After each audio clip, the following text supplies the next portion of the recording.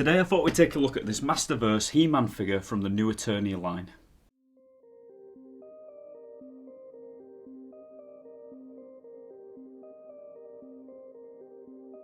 Now, when I first started collecting the Masters of the Universe figures, I told myself I was only going to go for He-Man figures. I weren't going to go for any of the side characters, and I weren't going to go for any of the strange variations of He-Man. I was just going to go for the traditional classic He-Man look. Originally, I weren't even going to go for the Netflix version, but it was more in line with the classic look than anything else. I went for it anyway, and I do actually like this figure. But this one kept catching my eye and I weren't quite sure why.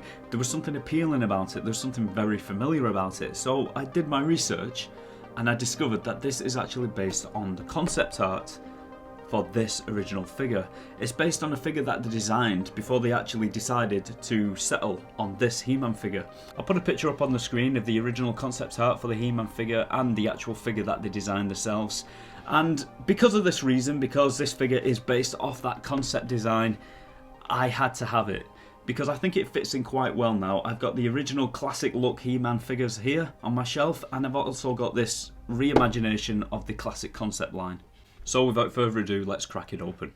My magic sword and said, by the power of Grayskull.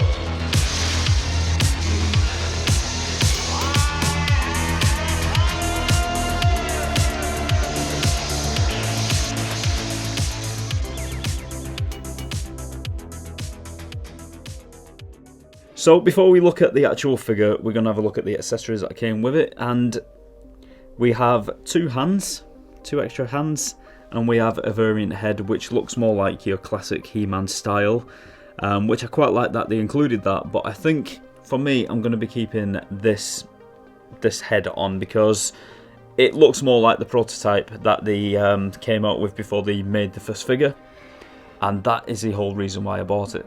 So the other accessories that came with this figure are actually on the figure. You get the dagger, which goes in his boot. You also get the classic He-Man sword, and you get his battle axe, which I think looks really cool on this figure, and it was included in the original prototype for the original figure, which this is based on. I'll put a picture up next to it again so you can just see the comparisons. As you can see, the helmet is an exact match for the prototype figure as well.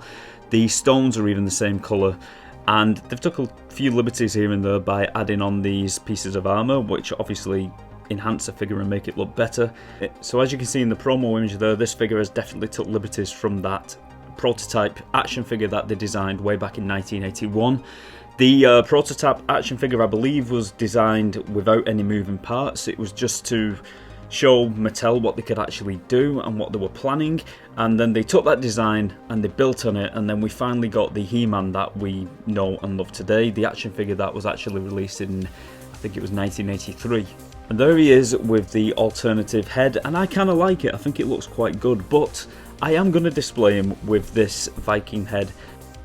One thing I have just noticed that if you wish to, you could remove these armour pieces here on top and have a classic looking He-Man figure with a little bit of a difference compared to the other figures. For example, the boots will be different, and the loincloth around his waist will be different.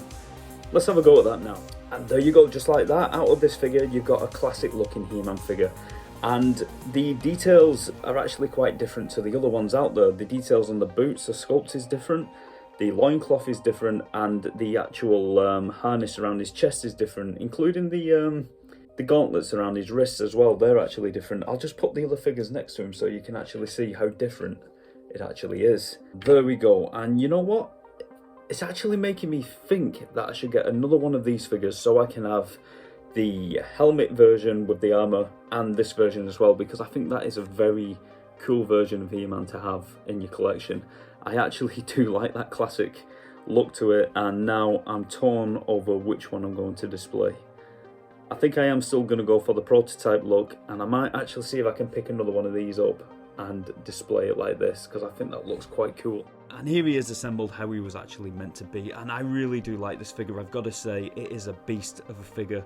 The sculpt work on it is really good. I would say possibly better than all of the other action figures that they brought out of He-Man so far, and it is really giving me like Conan the Barbarian vibes, and I believe that is what the artist was going for when he was creating He-Man, so it kind of fits.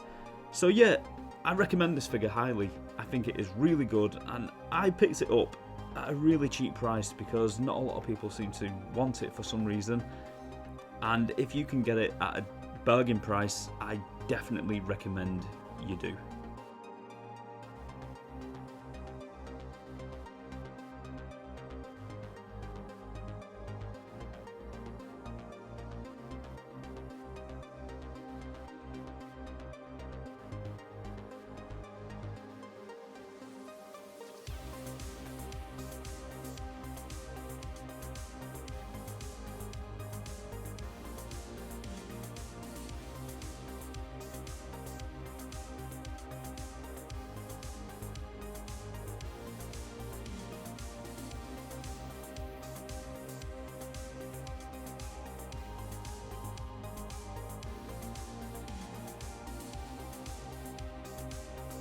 So that's it for today, guys. If you liked today's video, please consider subscribing, and you might be interested to know that I did a few other reviews on He-Man, and I will place those just here so you can give them a click and go and watch them if you want to. Until next time, take care of yourselves, and I'll see you soon.